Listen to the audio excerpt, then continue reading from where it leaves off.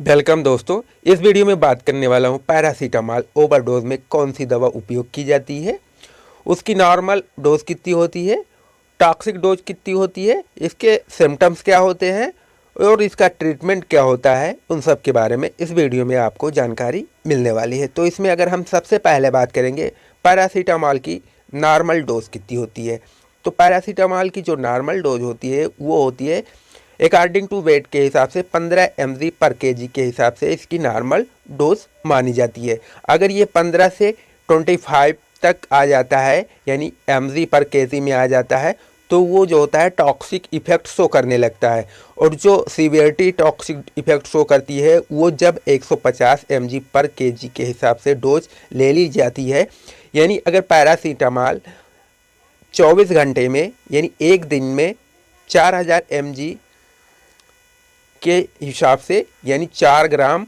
आप यूज कर सकते हैं। अगर इससे ज़्यादा हो जाता है तो वहाँ पे टॉक्सिक इफ़ेक्ट शो करने लगते हैं। और इस टॉक्सिक इफ़ेक्ट में हमारे जो कुछ ऐसे आर्गन होते हैं जो कि ड्रग्स को मेटाबोलाइज करते हैं, उनमें कुछ सिग्न एंड सिम्टम्स अपीयर होने लगते हैं, यानी वो डैमेज होने लगते हैं। तो कौन से आर्गन है बॉडी पार्ट के जो डैमेज होने लगते हैं, तो इसमें सबसे पहले अगर हम बात करें कि इसमें जो पैरासीटामॉल टेबलेट जब टॉक्सिक इफेक्ट शो करता है तो वो सबसे पहले कहाँ पे इफेक्ट अपना शो करता है, तो पैरासीटामॉल को एस्टामिनोफेन भी बोला जाता है, क्योंकि पैरासीटामॉल एक ब्रांड होता है। एस्टामिनोफेन जो होता है उसका साल्ट होता है। इसको जब कोई बंदा इनटेक करता है तो उस कंडीशन पे क्या होती है, अगर वो ओवरडोज ले लेता है तो वो ओवरडोज के केस में क्या होता है, जो लीवर होता है वो डैमेज होने लगता है। यानी जब वो 150 mg पर केजी के हिसाब से डोज ले लेता है एक दिन में, तो उसके जो लीवर होते हैं वो डैमेज होने लगते हैं।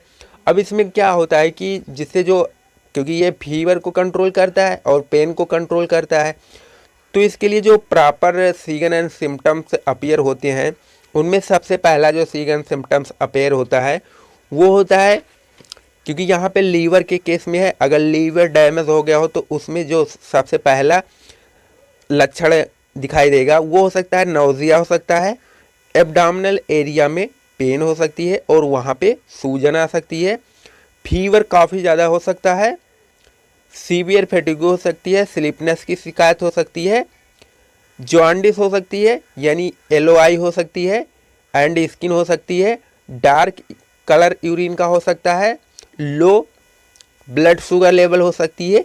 ये इसके सिग्न एंड सिम्टम्स दिखाई देते हैं जब कोई बंदा ओवरडोज पैरासीटामॉल का ले लेता है।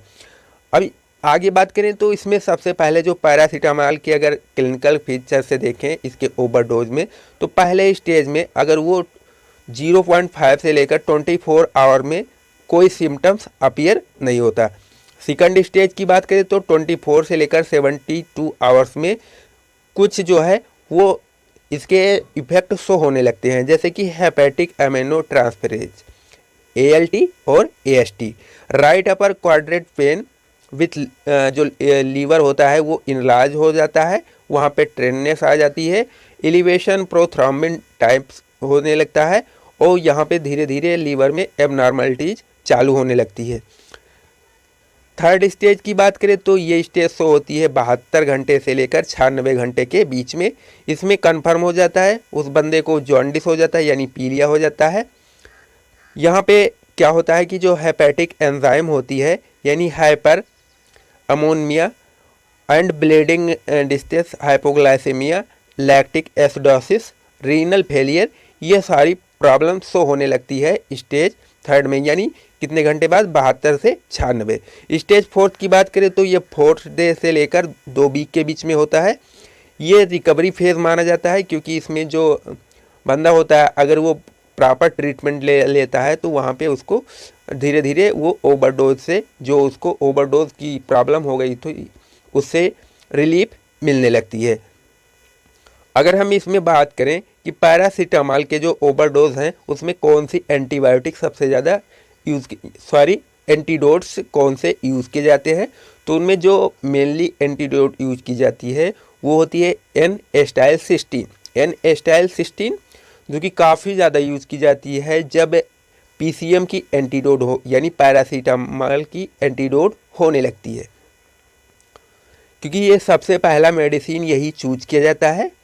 ये हमेशा ज़्यादातर केस में इंट्रावेनस दी जाती है, क्योंकि सीवियरिटी यानी टॉक्सिक इफेक्ट ज़्यादा बढ़ गया हो तब IV रूट से दिया जाता है। ये काम क्या करता है, जो हमारा लीवर होता है उसको डैमेज होने से बचाता है।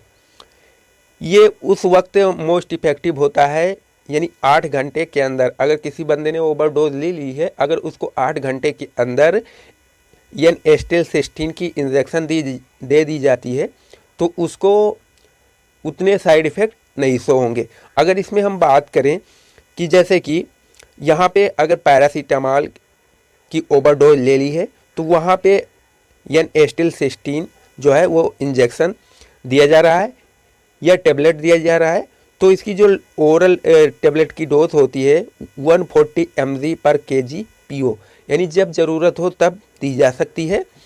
IV continuous infusion, IV route से हमेशा जो है ये इन्फ्यूज़न के माध्यम से दिया जाना चाहिए। इसमें एक्यूट अगर किसी में ज़्यादा सीवियरिटी हो गई हो 8 से 10 घंटे इंजेक्शन ऑफ 3 डोज, तो उसे 8 से 10 घंटे के अंदर 3 डोज दी जाती है। पहली डोज जो होती है 150 mg पर kg के हिसाब से, उसमें 200 ml D5 मिक्स किया जाता है और इसको 1 घंटे में दिया जाता है। सेकंड डोज की बात करें तो 500 mg पर kg के हिसाब से दी जाती है, 500 ml D5 में दी जाती है, इसको 4 घंटे के अंदर दिया जाता है पेशेंट को।